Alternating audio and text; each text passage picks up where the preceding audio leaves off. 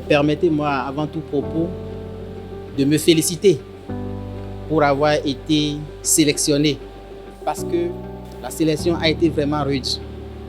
À cet effet, je me félicite et je me réjouis d'avoir participé donc à l'école d'été sur l'intelligence artificielle édition 2021.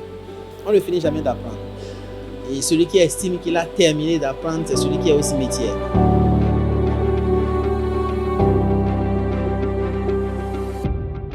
Je suis aujourd'hui professeur certifié de physique, chimie et technologie. Donc j'ai fait la faculté des sciences et techniques de l'université d'Amou Calavi, où l'enseignement de la science physique est basé forcément sur les TP.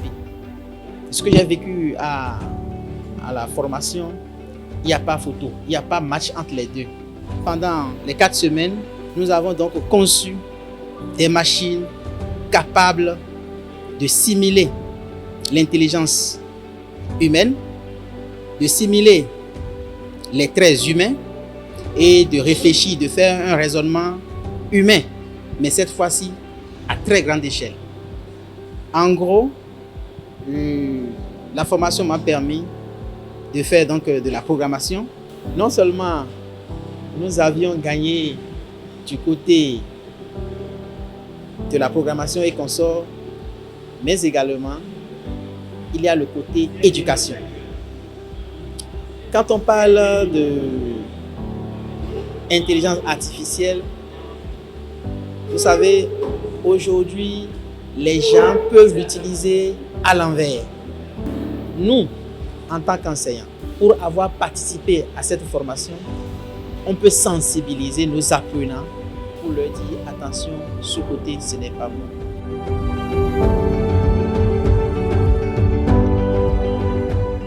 J'ai été vraiment séduit par la qualité des formateurs. Et ma grande satisfaction, c'était de voir parmi ces formateurs des jeunes locaux.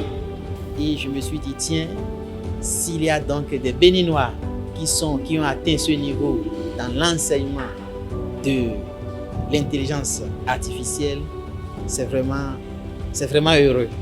On a eu droit également à des enseignants étrangers.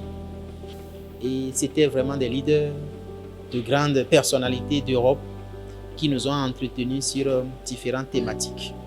Le matériel qui a été mis à notre disposition, c'était du matériel vraiment neuf. C'est nous-mêmes, pendant la formation, c'est nous qui avions enlevé les sachets. Je ne veux pas occulter le fait que pendant ces 4 semaines, nous avons été nourris, on a été également logés.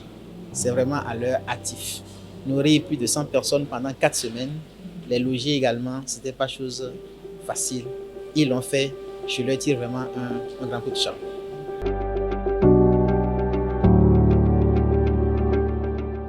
Toute œuvre humaine a des insuffisances, ça c'est clair. Mais je n'en ai pas vraiment noté assez. La seule chose que je puisse suggérer à la Fondation et à l'ONG Bénin Excellence pour les éditions à venir,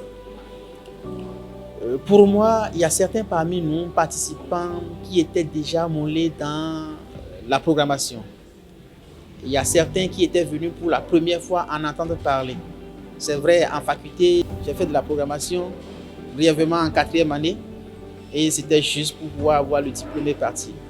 Et qu'on nous mette ensemble avec des gens qui après leur bac sont en train de se spécialiser dans la programmation et qu'on mette tout le monde ensemble, j'ai estimé dans le temps que ceux-là peut-être seraient ennuyeux. Pendant que pour nous autres qui n'avions vu de la programmation, ceux-là, nous allons nous émerveiller. Donc j'aurais estimé que pour les éditions à venir, pour l'école, on fasse 2 classes.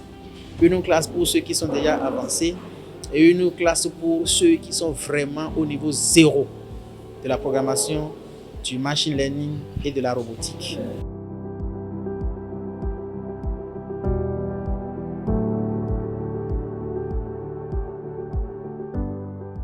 Aujourd'hui, je ne dirais pas que le monde va vers le numérique, mais le monde court plutôt vers le numérique.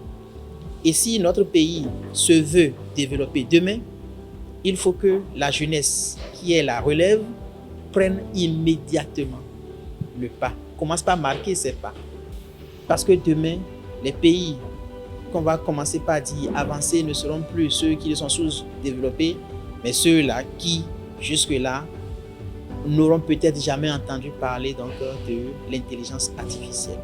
Et c'est en cela que si c'était peut-être mon mot de fin, je vais vraiment remercier du fond de mon cœur la Fondation Vallée et l'ONG Bénin Excellence pour avoir initié ce projet-là.